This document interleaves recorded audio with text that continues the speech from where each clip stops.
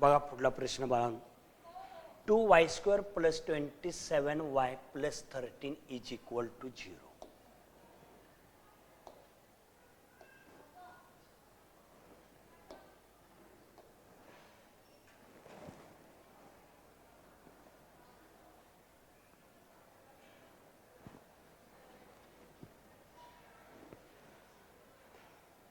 2y² + 27y + 13 = 0.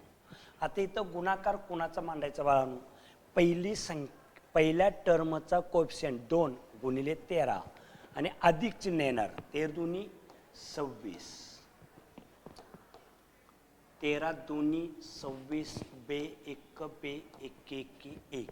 काही विद्यार्थी म्हणणार सर 2 वर घ्या 13 खाली घ्या, चालेल, काही प्रश्न येत नाही, फरक पडत नाही बाळांनो. आता आपल्याला 27 आलं पाहिजे. बघा 13 दुनी 26 आणि हा 1, 27 झालं, अधिक चिन्ह 27. मग 27 एक्सच्या ऐवजी 1 एक्स आणि 26 एक्स घ्यायचं. पहिला टर्म आहे तसा प्लस 26 एक्स घेतो प्लस 1x + 13.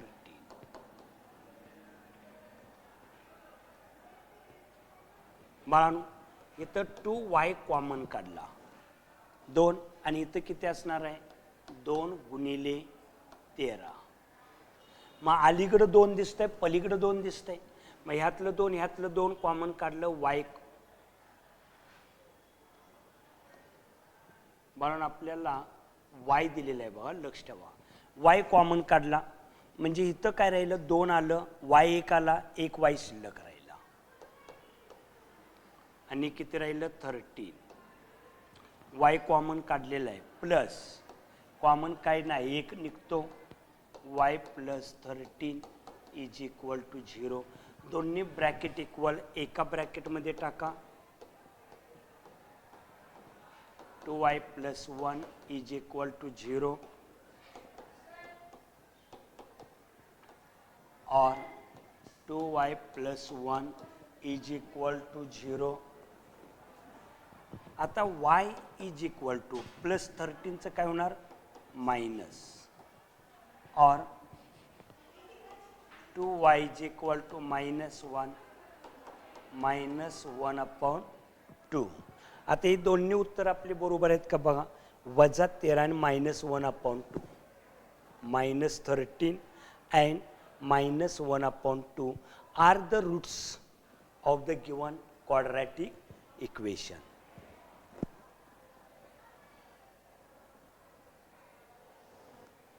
प्रत्येक गणित व्यवस्थित लक्ष द्यायचं.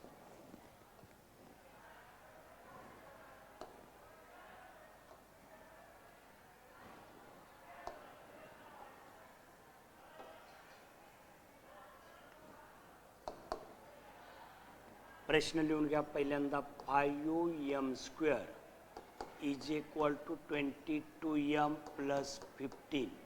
आता पक्षांतर करून एका बाजूला घ्या. 5m² - 22m - 15 = 0. 15 5 75 वजा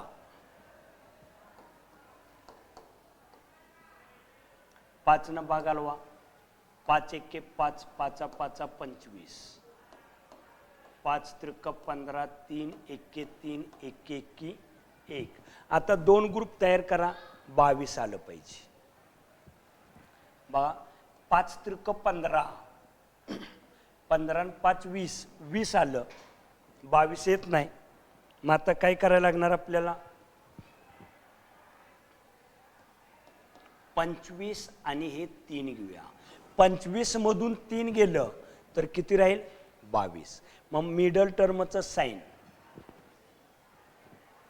मायनस, मोठ्या संख्येला दिलं, ह्या 2 चिन्हांचा गुणाकार याला द्यायचा, वजा वजांचा गुणाकार अधिक. मग आता मिडल टर्म किती आला आपला 25 मधून 3 गेलं 22m आता 22m ऐवजी ह्या दोन संख्या घ्यायच्या